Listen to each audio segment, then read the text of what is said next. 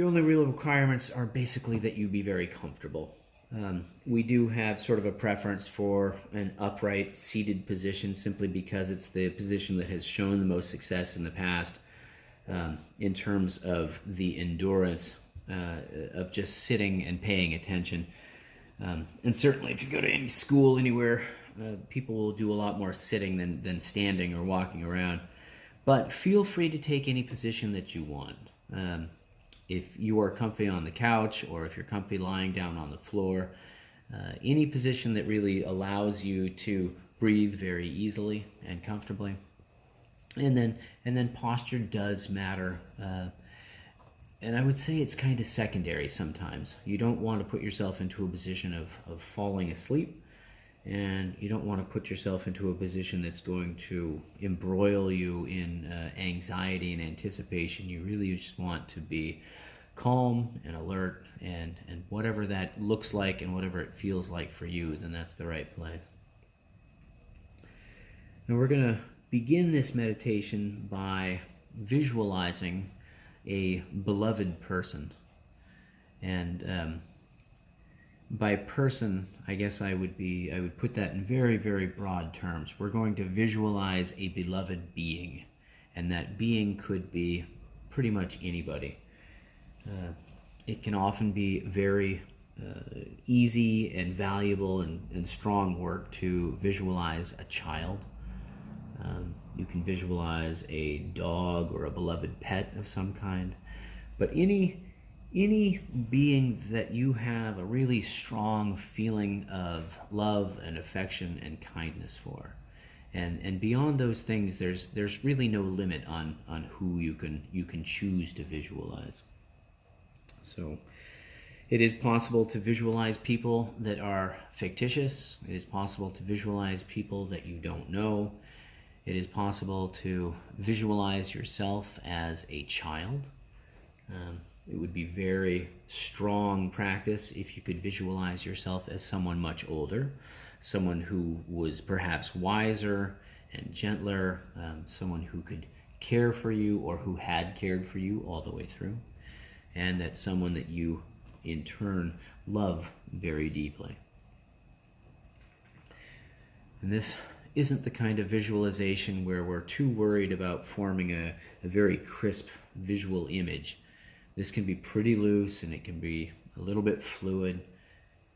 If through the course of this meditation you find that you are thinking about someone else that you have strong feelings for, strong affection, strong love, then that's okay. It's generally easier to think of and stay with one person, but it's also quite common that as we move through, you will find that someone else comes to mind. So lately, as I've been doing this practice, I've been remembering a photo that my parents have at their house. And it's a picture of one of my brothers, and he's maybe 3 or 4 years old, and he has just caught his very first fish. And it's a little bluegill, and it was catch and release, and I don't think that's particularly easy on the fish, but the sight of the photo, the sight of the picture of this little boy who is excited beyond measure about what has just happened. So let your imagination and your memory range freely, and bring to mind an image or images of people that you can feel unbridled love and affection and enthusiasm for. And while you're doing that, we're going to toggle back and forth a little bit. So keep feeding that furnace of affection, of love, of kind consideration, decency and respect. And also take a moment to consider the points of contact in your body. If one hand is resting on the other hand, just bring attention to the place where the hands are touching. Or if perhaps your hands are on your thighs, you can bring your attention to that contact point. And take a moment to really consider the relationship between the thing that you normally consider as the subject and the thing that you consider as the object. So if you bring to mind, or if you bring your attention to the pelvic floor and the butt where you're sitting on a cushion, take a moment to consider and feel into the sensation of the pressure and the uplift that the cushion is giving you, and at the same time the sensations that you feel of pressure and warmth and presence, aliveness. And just take a moment to allow your awareness to drift just a little bit back and forth, so that you are aware of what we typically think of as you, but also allow your awareness, your imagination, or what have you, to work a little bit beyond you, to consider the cushion itself, pushing upward, supporting your body, doing what it is intended for. There's a sense that if the cushion that you're sitting on had agency, if it had will, if it had a spirit, that right now it would be fulfilling its destiny. It is the job of that cushion to do what it's doing right now. And at the very same time, it is one of the jobs of your backside to be doing what it is right now. And there's a sense of relationship and of completion and of satisfactoriness that can arise just from knowing that the parts are where they need to be and they're doing the things that they were meant to do.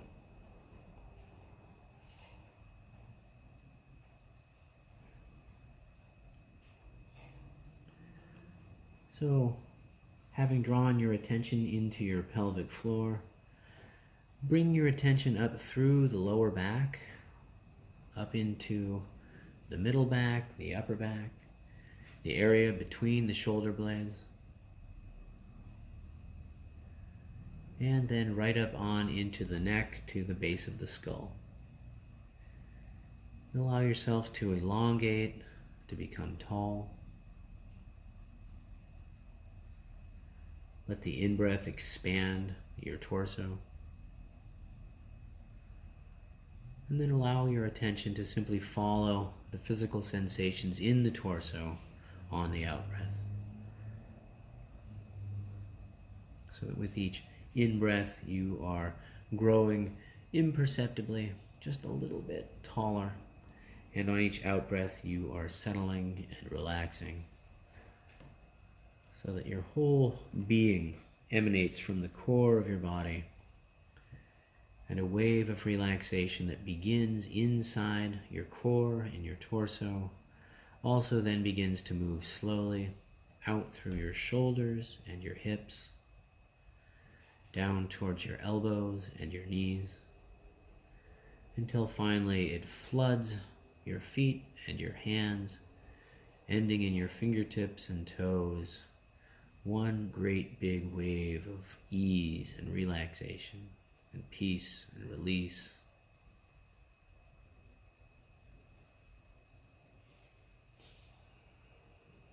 Good. And then gently bring your attention back to this visualization of someone that you love, someone for whom you have unconditional positive regard.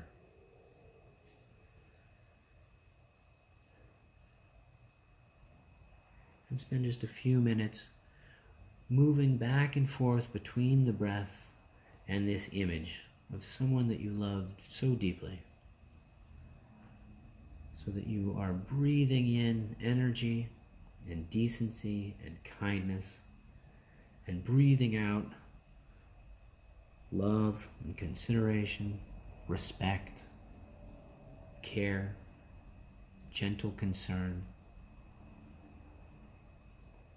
so that each in-breath is essentially a prayer of gratitude, and each out-breath is a prayer of giving, of generosity.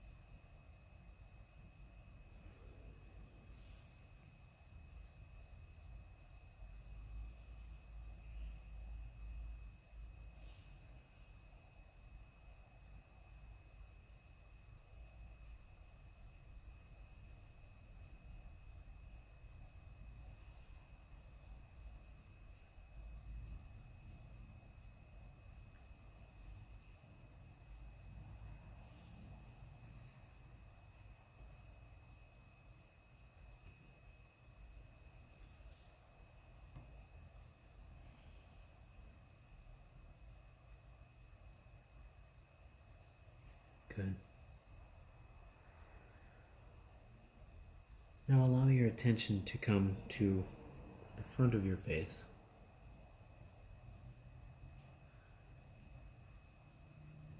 And check in with the physical sensations around and beneath the eyes.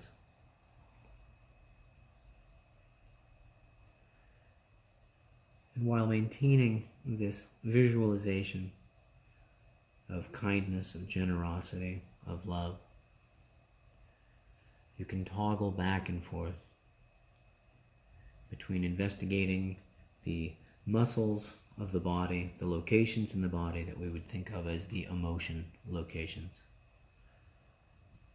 So there is a place up and behind the eyes and down below the eyes that will tense up suddenly when we are about to tear up.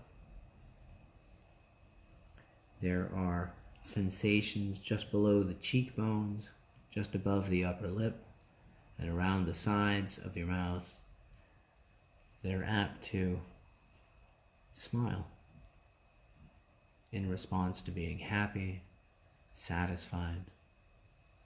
Any of the many ways that we relate with the person for whom we are practicing loving kindness.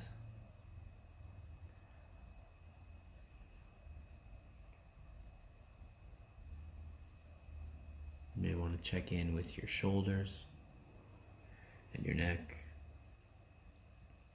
and just ask, how do these parts of my body feel when I see them or feel them, when I experience them from this place of well-being, from this place of love?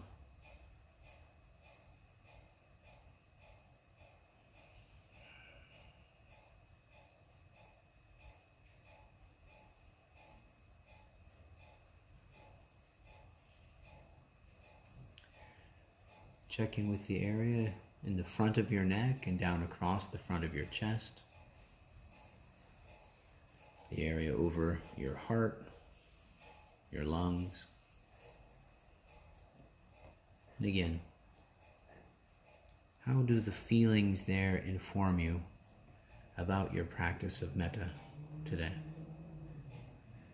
And how does your practice of visualization of unconditional love and peace, how do you experience that in the body?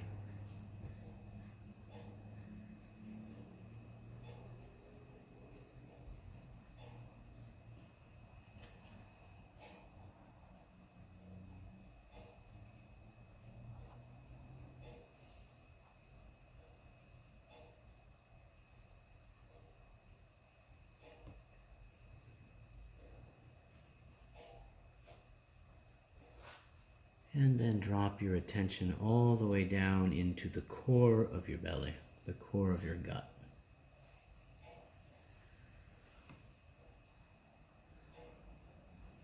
And consider how you are in the core of your being as you visualize this most beloved person, as you begin to really feel the kind of sensations you feel when you are experiencing kindness, when you are experiencing love, when you wish well for someone.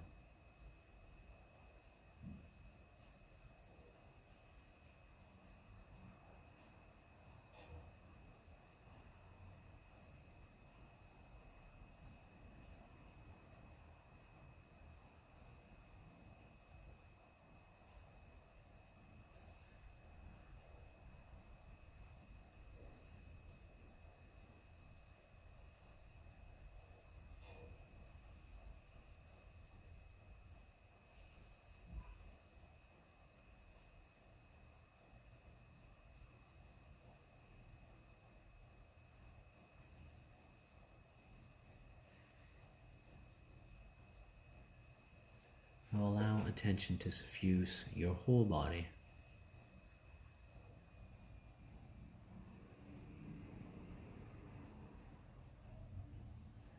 can imagine that with each in-breath you are drawing in warm, cleansing light.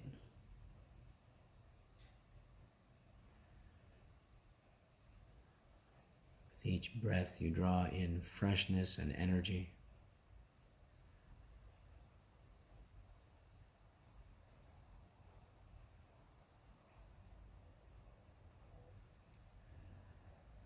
And with each cycle of in-breath and out-breath, you return again over and over to this sense of kindness, this deep, deep bonding and affection.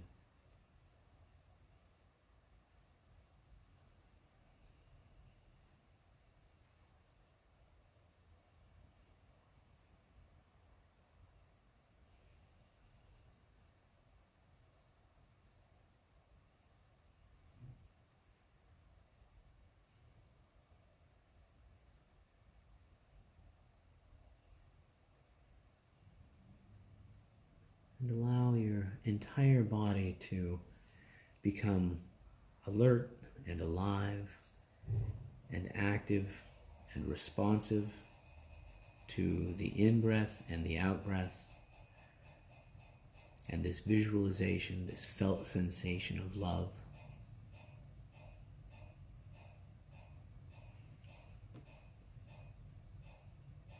Allow the sense of kindness to permeate every cell.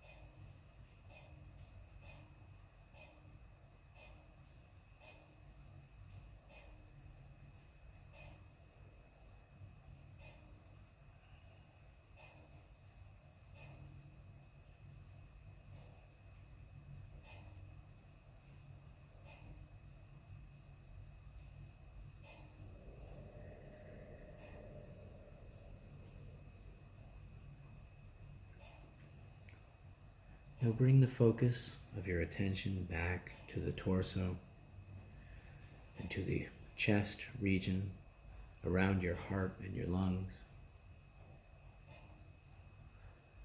Allow your breath to deepen just a little.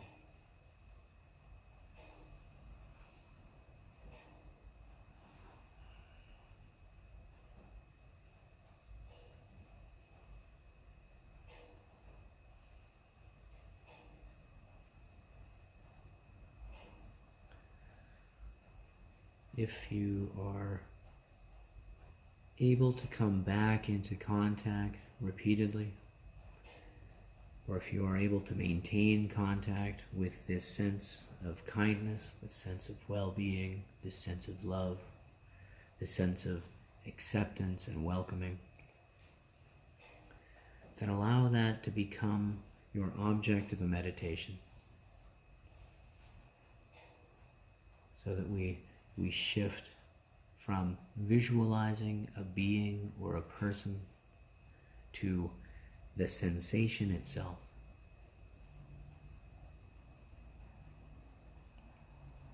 And see if it's possible to identify where you feel these feelings that you feel.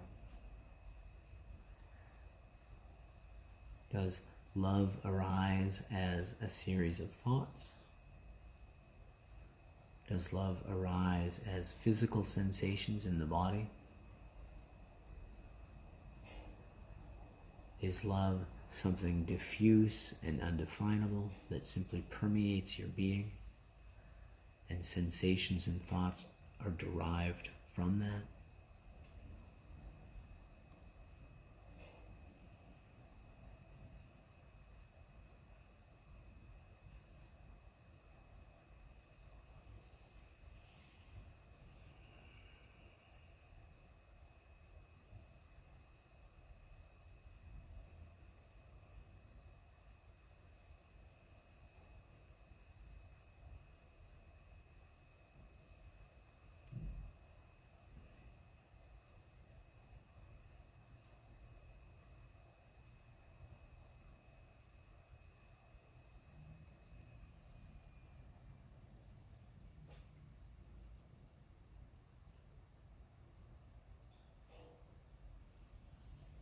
is completely okay in this meditation to allow yourself to completely expand, to be a great big amorphous blob of wellness and happiness.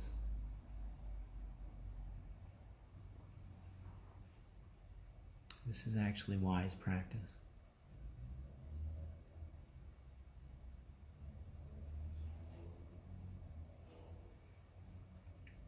And if for any reason you find that this well of well-being is not completely pure or is not completely devoid of interruption, then simply recognize what you are feeling.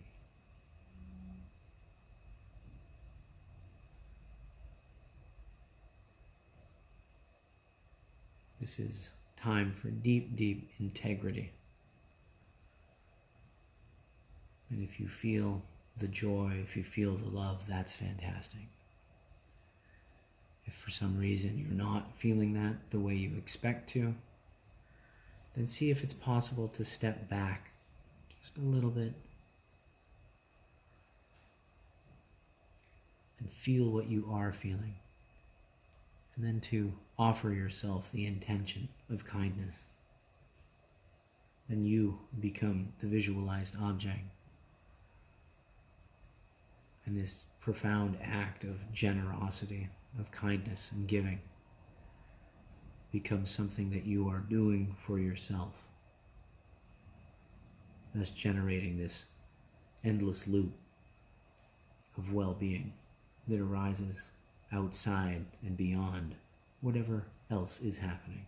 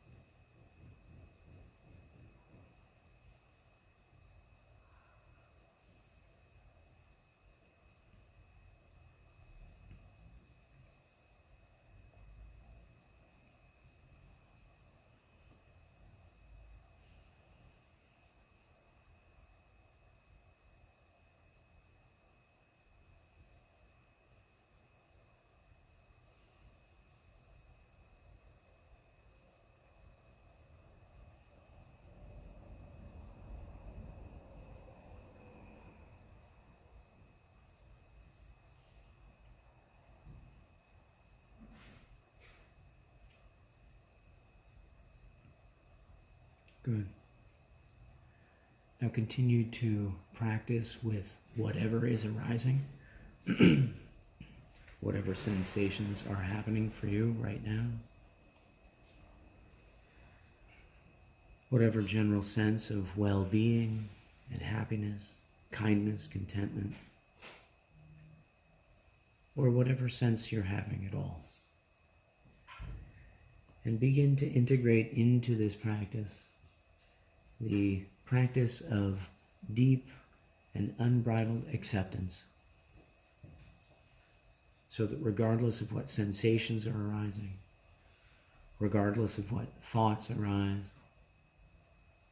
anything you might feel in any part of your body, any kind of impulse, anything at all, that we are practicing deep and unconditional acceptance.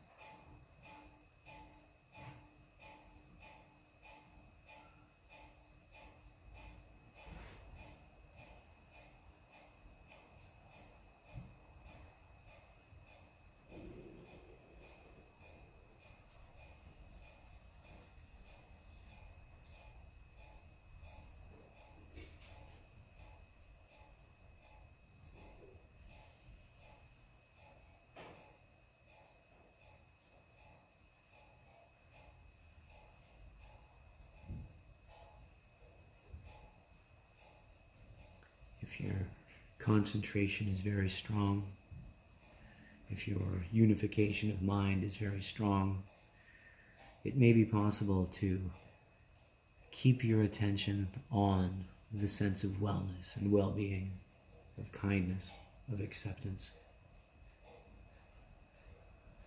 It's also possible that you are experiencing gaps or holes. The most important thing you can do is that when you come back into mindfulness and come back into awareness, that you imbue that return with a moment of welcome. Welcoming awareness, welcoming you, welcoming awareness, welcoming you.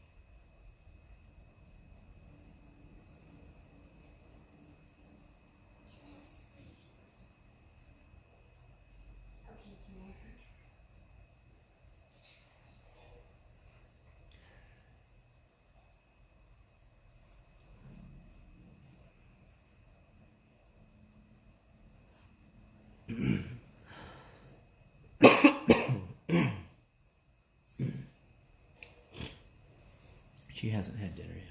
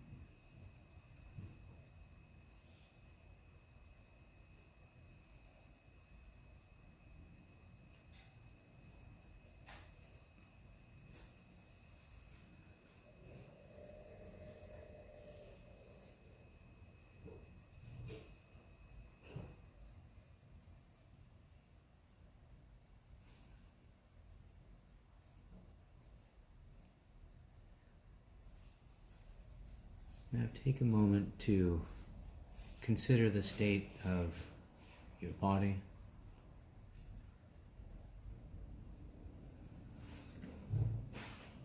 And see if there's any space, any place at all where you've got any kind of constriction, any kind of holding. any kind of resistance.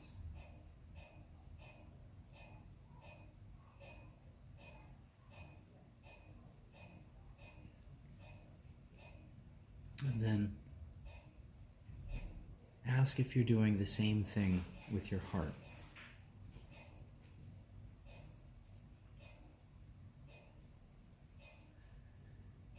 Is there any holding, any kind of judgment or constriction? And if there's any kind of discomfort at all, is it possible to find a connection between the discomfort and the holding? And if that's happening in any way, if there is resistance to any part of your experience, then simply let that go.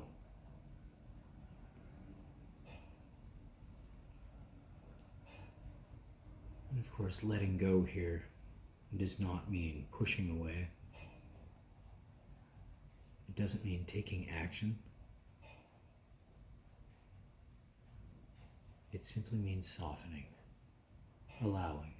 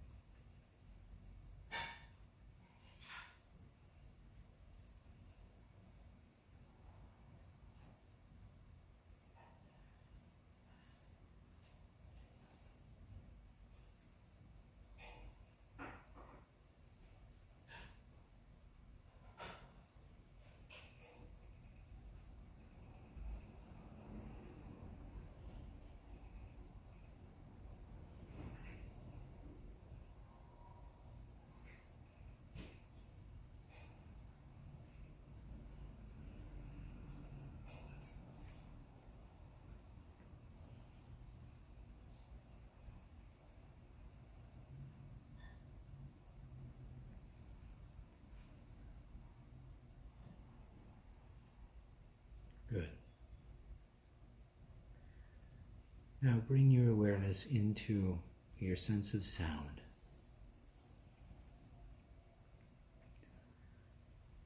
And this awareness is entirely receptive,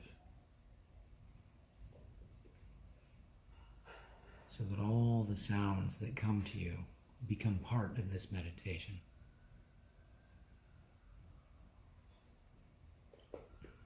And we continue to practice complete acceptance, complete welcome.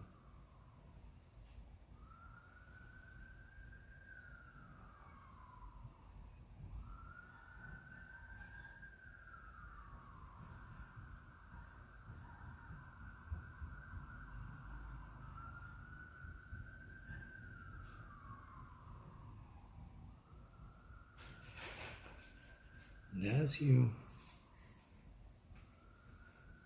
continue to experience the soundscape, allow your awareness to go as far as it can possibly go. How far away can you hear?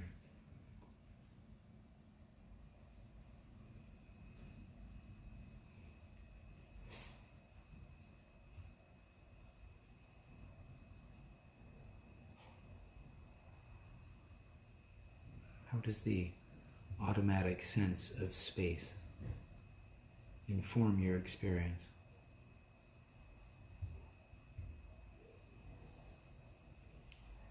And how does this sense of total welcome, this deep kindness, this generosity, how does that penetrate the space? How large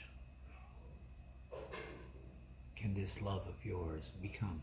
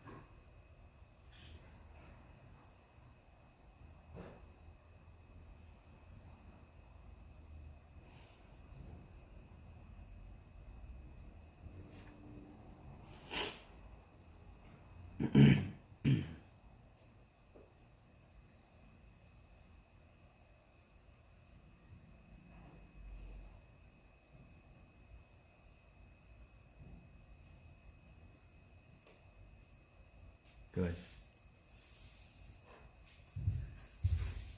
Now draw back in your awareness, back to the body, back to the torso, back to your chest, and bring the full experience of love and welcome and receptivity to the next big, deep in-breath.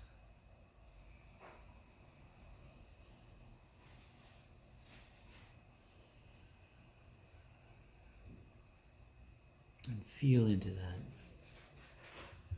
How does this practice, visualizing and generating and feeling your capacity for radiant love, how does that inform how you experience the in-breath?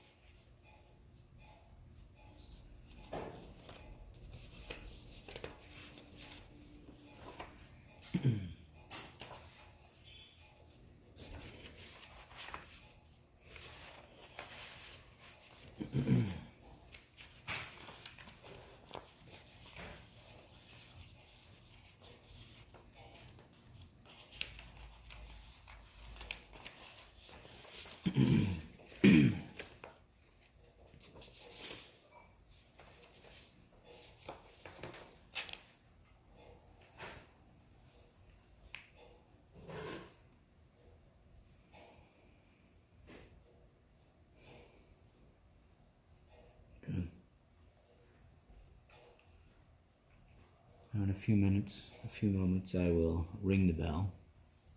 We'll end the formal part of this meditation.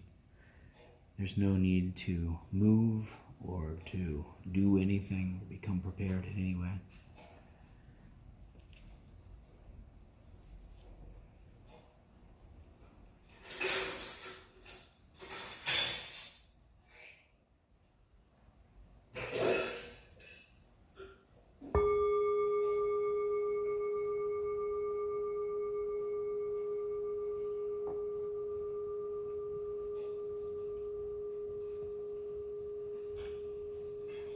You can go ahead and make yourself comfortable, more comfortable. And I'm going to start with a little poem about kindness by Naomi Shihab Nye.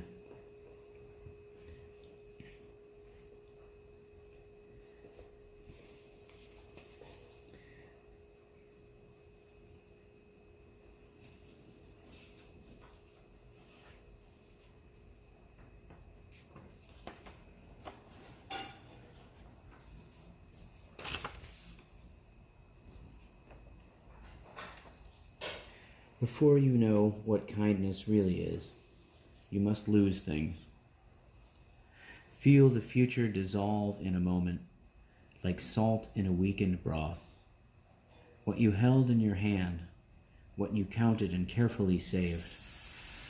All this must go so you know how desolate the landscape can be between the regions of kindness. How you ride and ride, thinking the bus will never stop. The passengers eating maize and chicken will stare out the window forever. Before you learn the tender gravity of kindness, you must travel where the Indian in a white poncho lies dead by the side of the road. You must see how this could be you, how he too was someone who journeyed through the night with plans and the simple breath that kept him alive. Before you know kindness as the deepest thing inside, you must know sorrow as the other deepest thing. You must wake up with sorrow. You must speak to it till your voice catches the thread of all sorrows, and you see the size of the cloth. Then it is only kindness that makes sense anymore, only kindness that ties your shoes and sends you out into the day to gaze at bread.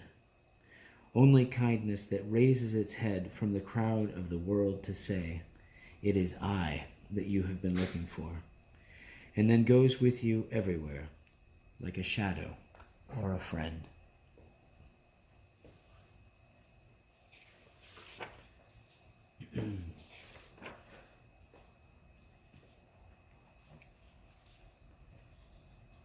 So, when we are practicing mindfulness, a lot of what we are doing is paying attention to the present moment.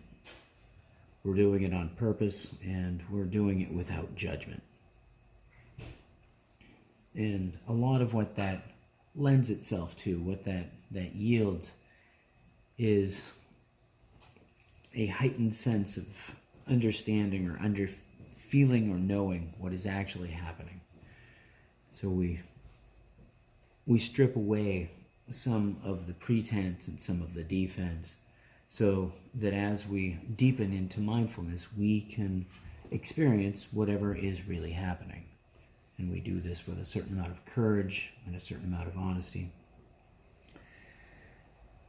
And we do this without judgment. We don't say that this feeling is not okay or that sensation is bad. And so we come into a place where we can experience our own thoughts and feelings and occasionally aches and pains without turning away from them, without denying that they exist, without preferring that something else happens. And this is relatively simple to say, but it's also relatively hard to do. As human beings, we're judging all the time. We're evaluating what's going on in the landscape, and we are turning that strategy of evaluation back in on ourselves all the time, so that if we should happen to run out of things to judge or to evaluate outside ourselves, we very quickly turn to judging and evaluating inside ourselves. I'm going to suggest that beyond simply enhancing our awareness and enhancing our honesty, that the possibility of non-judgment is actually supported and sustained by something much more substantial, and that more substantial thing is love. That when we talk about paying very, very close attention to something, it is entirely possible to pay very, very close attention to something without experiencing any love at all. And you can imagine a thief or a safecracker who's paying really, really close attention to the sound of the tumblers as he turns the wheel to crack the safe. That is a specific kind of attention. And it wouldn't be too vast of a stretch to say that that is a type of mindfulness, that you could go there with that. But when we practice mindfulness with this heart of welcoming, this heart of non-judgment, this heart of love, we open ourselves to an entirely different kind of possibility. And it's a possibility that simultaneously deepens practice and nourishes us on a level that does not otherwise happen. It is pretty typical to come into our meditation practice for a variety of reasons. And it's pretty typical, it's very, very common to treat our meditation practice as something that is very similar to the other things that we do in life. And we spend a lot of our time in life going from place to place and person to person and doing thing to thing, always with this little question in the back of my head that asks, what's in it for me? What am I going to get out of this? Is this going to be time well spent? Is this good? You know, is this something I want? But when we practice mindfulness, and particularly when we practice metta, and when we cultivate this sense of radical openness, this radical acceptance, this unconditional love toward all that arises, we actually enrich the process so that we are much more capable of paying attention. And we enrich our interiority in a way that changes how we see and how we view everything that's going on. And you don't have to think too far to know that if you are in a stressed out mood, or if you are in an angry mood, if you've gotten really, really amplified in the angry direction, you're ticked off at everything, right? You're mad at the dishes. You're mad at sounds that happen. You're mad. You're just mad, and it changes all the stuff that comes in into more potentiation for being more mad, right? So that the things that we do to stop being mad are to take a deep breath, or to step back from the situation, go sit down in a quiet place and just be alone for a little bit, so that there's actually less coming in. There's less to work with.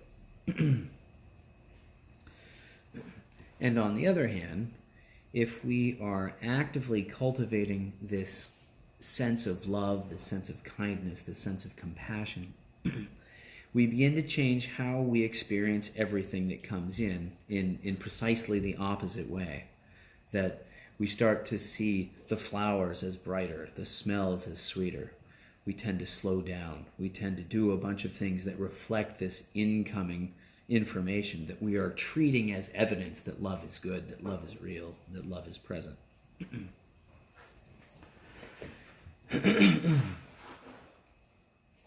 So there is a substantial shift that happens in between early classical Buddhism and the early Mahayana. And in the classical Buddhism, you have a very strong monastic sense, such that people join up with this band of monks and they practice in a very independent kind of way. And if you ever read these old texts, they're highly repetitive.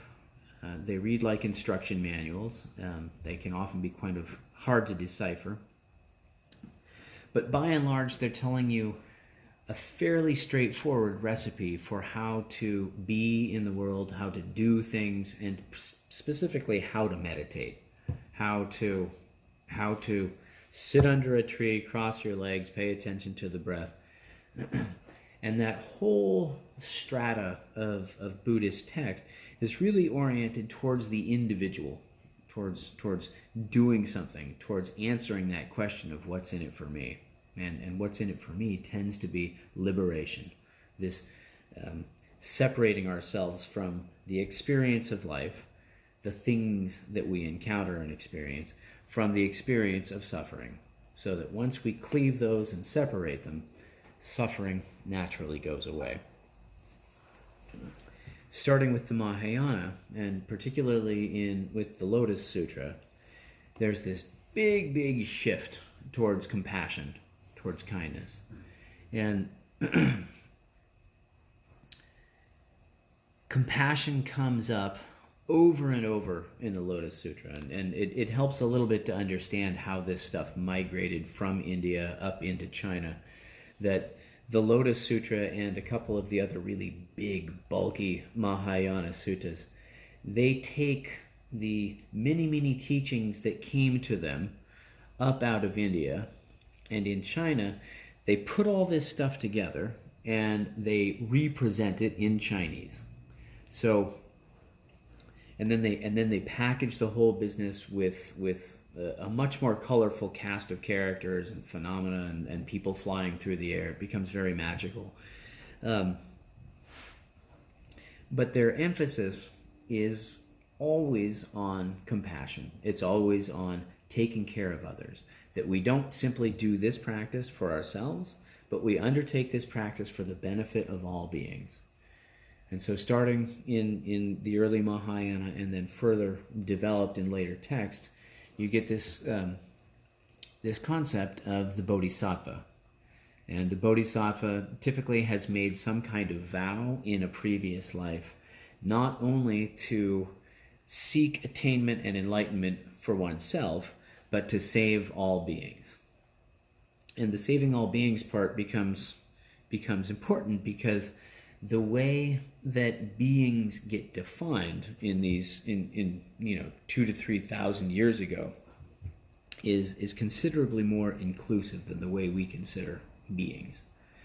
So you don't have to go that far back, and this isn't just an Asian thing, this is pretty much anywhere in the world, that people now tend to see things in terms of self and object as completely distinct things. I own the pen does things for me, I set the pen down. The pen has no volition, it has no inherent worth or subjectivity. But you only have to go back to medieval times in Europe, and to some extent still in pre-modern cultures, that every single plant, every single rock, every single storm cloud has some kind of spirit energy in it, that it has something that is alive, that has volition, that chooses to do things, and that those things impact us, right? And this gets tagged as shamanism or animism, and mainly it's fairly difficult for us to go there exactly, because it's hard for me to imagine that, say, the bell has volition, like I have to keep turning this thing or else it disappears.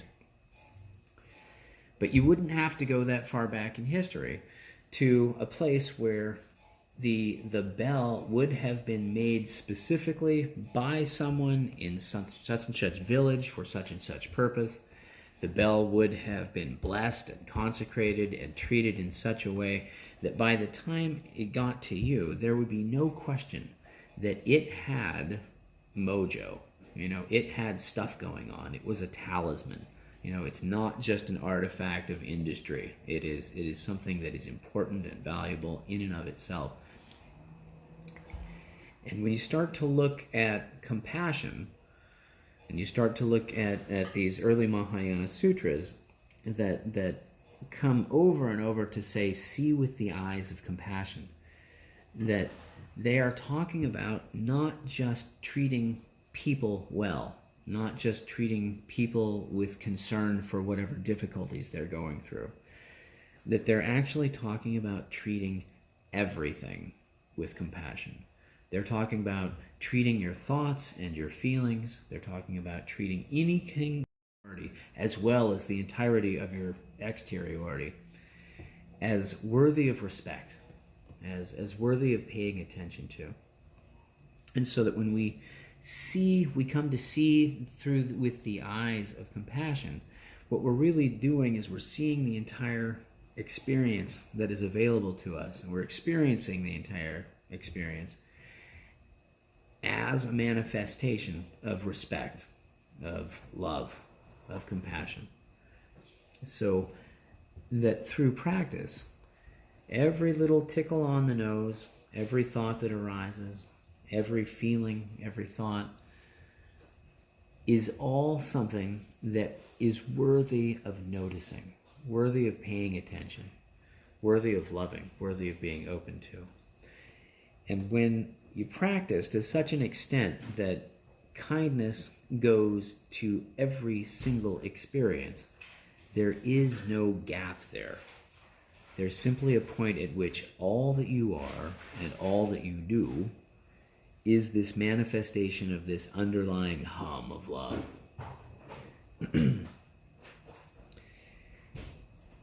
And from a Buddhist perspective, when you are in this state of relaxation, of openness, of radical acceptance, when you can feel love happening, and when love is moving in all directions at all time, there's a natural attenuation of the sense that there is a self doing any of that. This arises, this just happens, it flows through. And you hear language of this variety basically in every religion in the world, that whether you're talking about a shaman who is channeling spirits, or you're talking about a deity and the experience of God's love coming through you, that there is a weakened sense of self that is doing any of that. The self tends to disappear in that environment. Am I making sense? I may. Yeah, absolutely. In fact, it was interesting to use the object of the bell, how you were describing it, that it actually puts a lot more explanation, meaning of inviting the bell to ring as opposed to you ringing the bell. Yeah. The bell is its own. You are merely inviting it to do what it does, what it's designed to express itself. Yeah. It's in a modern or postmodern society with the way that we are trained with pretty much everything. That's a pretty alien concept, right? Like, I own the bell. The bell belongs to me. It's a piece of brass, but you wouldn't have to go too far back. I don't know if you've spent any time in like the churches on the East Coast or the churches in Europe, that bells are great, big, meaningful things, right? And they tend to have been forged. It's well known among people who study this stuff that the best bells are forged from cannon, right? That you melt down old cannons and you turn them into bells, because that gives you the sweetest ring, right? That it's rich with all kinds of poetry. And so that when you have something, when you have antiquity, or when you have a process that is deeply imbued with human intervention, right? When you know where the thing came from, when you know how old it is, it's much, much easier to imagine that it has spirit of some kind. And by comparison, we don't know where the pen came from exactly, except far away. We don't know of any human intervention in this thing. This was completely created and packaged by machines. And it's one just like all the other ones that came in the pack. And so we get separated from that. We get divorced from that.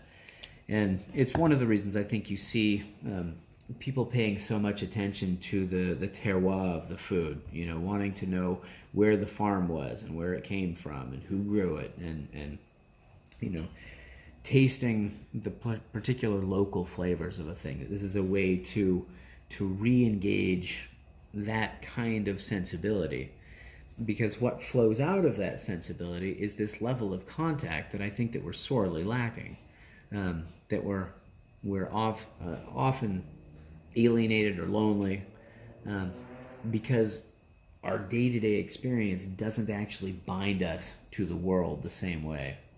And so there's a sense in which modern life is kind of plagued by us walking through it like ghosts, like we're disconnected. And so in our practice, when we practice this radical openness, this radical non-judgment, this compassion towards whatever's arising, it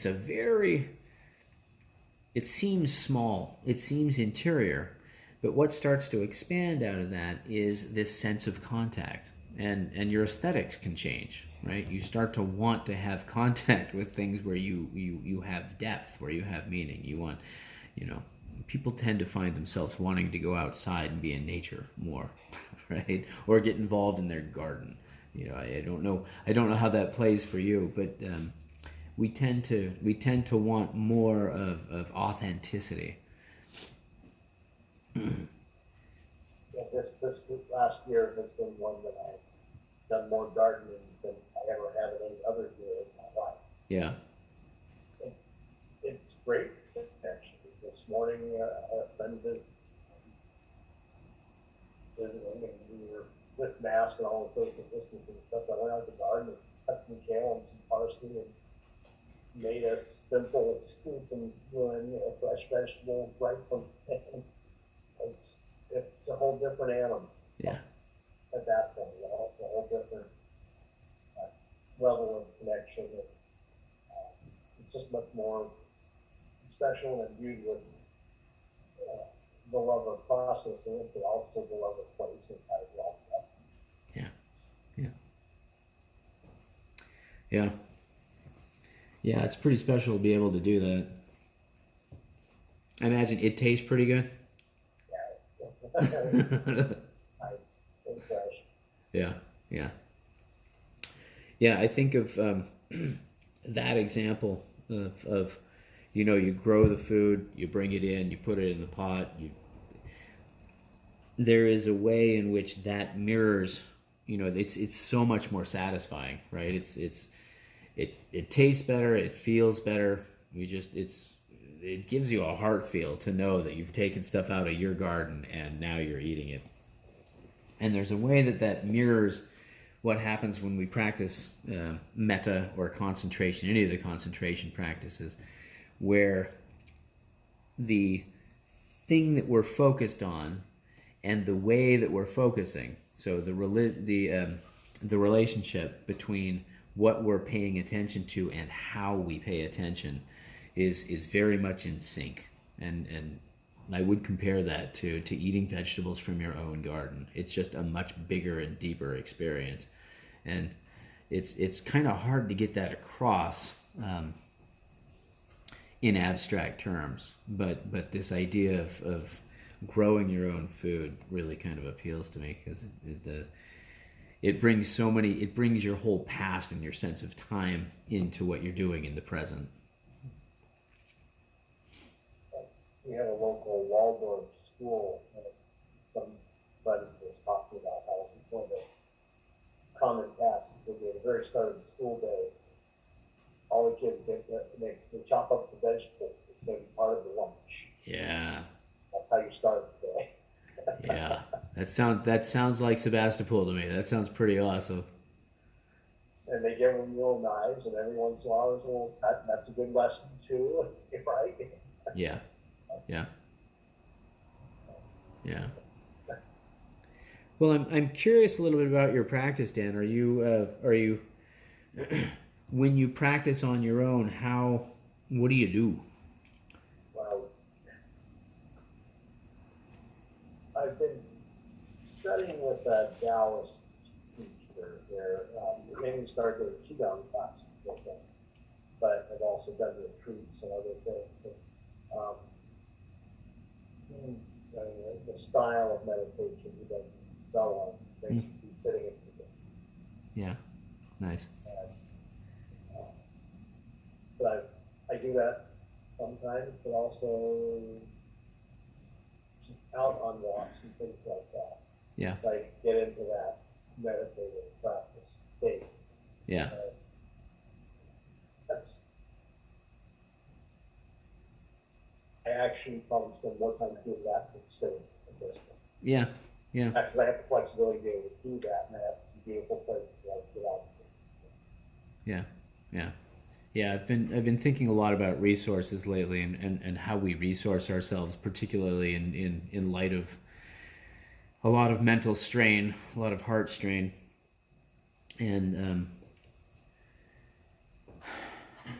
I don't know that I'm so quick to distinguish anymore between one valuable practice and another. They go different places, they do different things. But if they are feeding, if they're providing resources, then they are universally just good and worthwhile. I mean, absolutely, and all of the different practices, all the different methods, and even tools, stories, imagery. One book it talks fairly in depth about. It's called walking sticks, and it helps you develop the skill and move along it. But at some point, you have to get rid of all the sticks and experience it correctly. That's cool. But I really, really am touched and pleased to share how you go about doing this, your process, the way you look at things, describe things, guide myself and others if they attend. You really, really have a gift for this. Oh, I appreciate that. Very nice that you share it. Thank you. I appreciate it. I appreciate it. Yeah, gosh. Yeah, honestly, I think there are times when well, the talk part is not necessarily the easiest part for me. I like putting together the meditation and leading the meditations. But I often feel like, or at least it's been my experience, and I think it may just be how I hear and I learn, that I don't always make the connection between the theory when somebody else is teaching. I don't always make the connection between the theory and the practice.